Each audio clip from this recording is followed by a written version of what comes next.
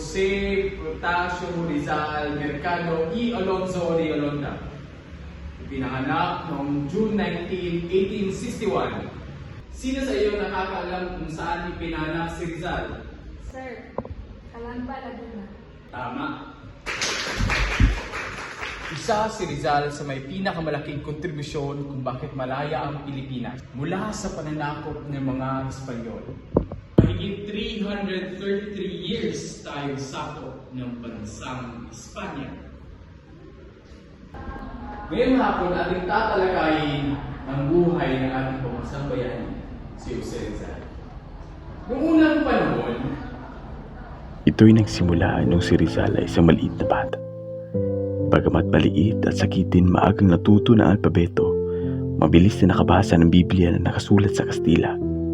Ang kanyang ina, ang kanyang naging unang guro. Matapos ang pag-aaral ni Jose Rizal sa Universidad ng Santo Tomas, siya ay nagdesisyon na may ibang bayan.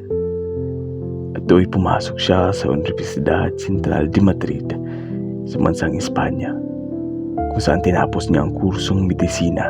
Sinimulang sulatin ni Dr. Jose Rizal ang unang bahagi ng kanyang nobela.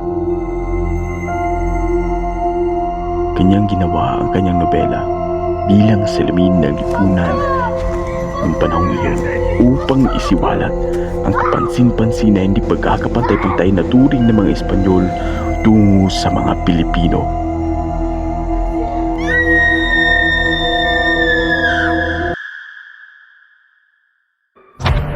At yun nabuo niya ang kanyang nobelang pinamagatang Noli Me Tangere.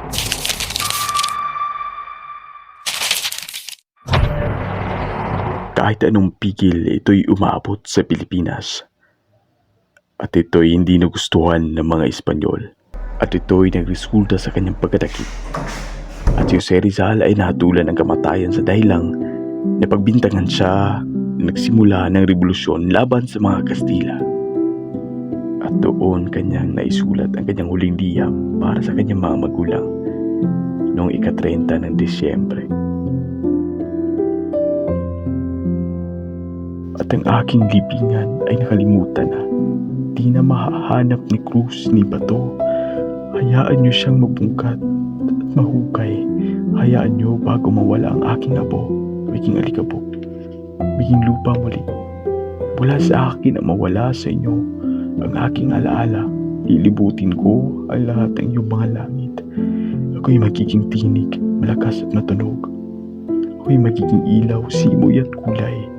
Magiging bulong, kanta, daing.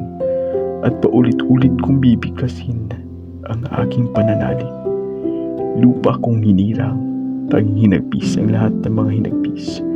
Pakinggan mo ang aking paalam, minamahal kong Pilipinas. Sa iyo na ang aking pamilya, lahat ng aking mahal. Tungo na ako sa lupang walang alipin, walang bertugo, walang mga api. Kung saan ang paniniwa ay hindi nakamamatay, kung saan ang Diyos lang ang siyang hari.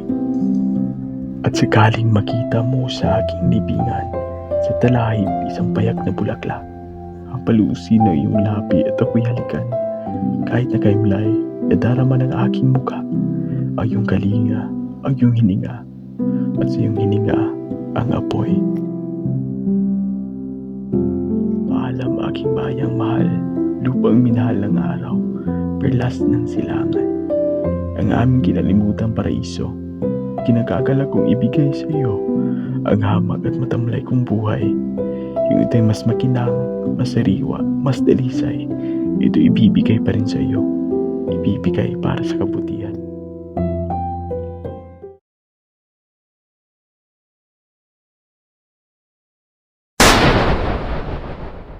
Ito'y naging hudyat sa pagsisimula ng revolusyon na tumatak sa kasaysayan ng Pilipinas. at yun ang naging kontribusyon ni Jose Rizal kung bakit malaya ang Pilipinas, kung bakit tinatamasa natin ang kalayaan. The very reason why we are celebrating Independence Day. Okay, I guess that ends our class. Thank you for listening. See you next time.